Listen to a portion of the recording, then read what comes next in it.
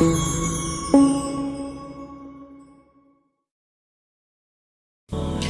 dikisahkan ada beberapa pemuda yang tadi kita bahas sebelum kita menunaikan sholat Isya. Mereka kompak membuat grup supaya mereka dekat dengan Allah. Tapi tak diduga ternyata kekompakan mereka untuk mendekat kepada Allah tidak mendapatkan sambutan positif dari orang-orang yang punya kemudian kuasa di sekitarannya. Sampai rajanya memaksa rakyatnya untuk tunduk pada peraturan yang zalim itu, hingga para pemuda ini kompak untuk meninggalkan wilayah yang dimaksudkan, berlindung mereka. Ini memang fitrah. Jadi sunnahnya begini, kalau Anda berada di lingkungan yang lingkungan ini aman untuk menunaikan ibadah, nyaman Anda untuk mendekat kepada Allah, sholat nyaman, taklim nyaman, ada di masjid nyaman, ada AC-nya tenang, AC mati bisa kipas-kipas ya, tapi masih nyaman. Nah, maka kalau semua tempat itu mendapatkan sifat demikian, sifatnya kata Nabi jangan hijrah, jangan pindah. Hadisnya jelas, la hijrata ba'dal fathi. Tidak ada hijrah setelah terbuka tempat itu. Di tempat itu muncul kemudian kemudahan-kemudahan untuk mendekat kepada Allah.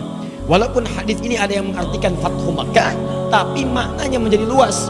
Dalam Fathu Makkah itu Makkah dibuka, yang sulit ibadah jadi hilang, berhala-berhala dikeluarkan, nikmat tawaf nikmat, sholat nikmat, segala nikmat, bahkan pahala jadi 100.000 ketika sholat di Masjidil Haram.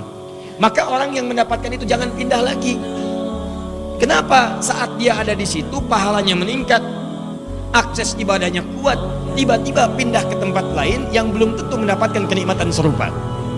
Rizki itu udah diatur, tapi kan yang belum teratur pahalanya dan surganya. Nah ini yang jadi persoalan. Udah tinggal di Mekah, pindah ke Bogor misalnya, ya.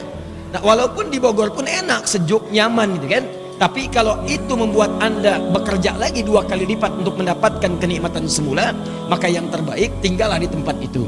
Sama persis hikmahnya, bukan hanya Mekah, Anda sekarang mendapatkan pekerjaan. Di tempat itu sholatnya enak, baca Qur'annya nyaman, kebutuhan hidup terpenuhi. Maka kalau bisa jangan pindah pekerjaan, karena tidak mudah merangkai itu kembali.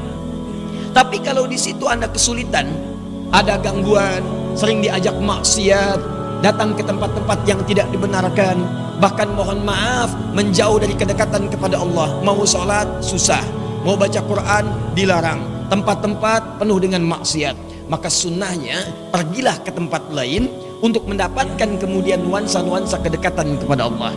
Maka para pemuda ini menempuh sunnah yang kedua, karena pada kondisi yang pertama sudah tidak memungkinkan.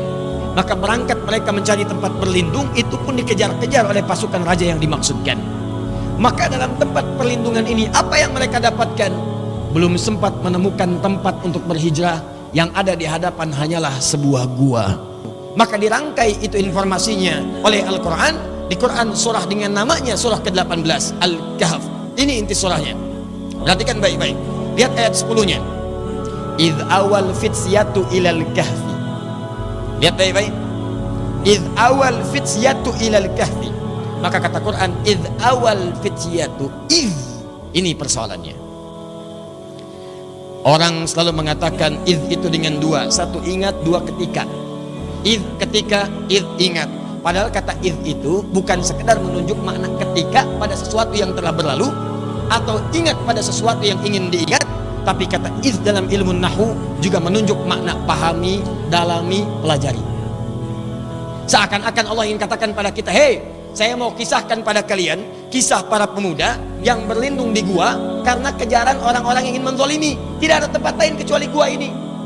Lalu kalian pelajari ya, pelajari, pahami, dalami. Ketika mereka cuma menemukan gua itu yang cukup untuk beberapa orang itu, persoalannya, maaf, makanan, bekal tidak mencukupi. Lihat kalimatnya. Rabbana atina billadunka rahmatan wa hayyi lana min amrina rasyada. Tuh, ketika Anda dihadapkan pada sebuah kesulitan tingkat tinggi, yang solusinya kata orang ini mustahil. Gimana masuk gua ke toiletnya gimana? 309 tahun. Anda bayangkan, Anda aja di sini kadang-kadang 2 jam gak betah. Ya, gak betah bukan karena taklim, kadang-kadang ke toilet tahan. Kalau ke toilet gak dapat tempat lagi gitu kan? Saya tahu saya. Saya paham. Ya. Ini 309 tahun semua diberikan kenyamanan oleh Allah. Kalau Anda mendapati situasi serupa yang kata orang itu sulit luar biasa, maka jalannya satu. Dibandingkan minta dunia, lebih baik minta rahmat kepada Allah. Mintakan rahmat. Begitu rahmat diturunkan, semua kesulitan hilang. Enak gitu. Nah doanya, catat doanya itu. Itu doanya. Di saat Anda dihadapkan pada kesulitan tingkat tinggi, entah itu persoalan di rumah tangga, entah itu di kantor, entah itu mungkin saat ada penyakit divonis yang luar biasa, entah itu ada persaingan dalam kehidupan bisnis, jabatan dan sebagainya, doanya khusus nih, catat yang tadi. Ya karena hukum dari asbabun nuzul dalam ilmu tafsir, kaidahnya mengatakan begini, al-ibratu bi umumil lafzi la bi khususis sababi. Ibrah itu, pelajaran itu, hikmah itu, hukum itu jangan dilihat kepada sebab khususnya, tapi dilihat pada keumuman lafadznya. Allah memberikan gambaran lewat ayat ini dengan sifat yang umum. Kejadiannya menimpa beberapa pemuda tadi, tapi hikmahnya diberikan pada orang-orang di masa yang akan datang. Kalau Anda punya kejadian yang sifatnya serupa walaupun tempatnya beda, dia di gua, Anda di kantor, mereka di gua, Anda di rumah tangga, mereka di gua, Anda di perusahaan, tapi sifatnya serupa, sulit, sakit, ada tantangan, terancam, maka doanya sama. Apa itu doanya? Rabbana atina min ladunka rahmatan wa hayyi lana min amrina. Maka mereka memohon dengan khusyuk kepada Allah. Rabbana atina min ladunka rahmah. Ya Allah, sekarang ini tidak ada yang bisa menolong kami. Semua mengatakan kami nggak bisa bersembunyi. Ya Allah, kami paham, kami sangat yakin ya Allah. Ketika semua tidak bisa mengatasi, hanya Engkau yang mampu kemudian menjawabnya.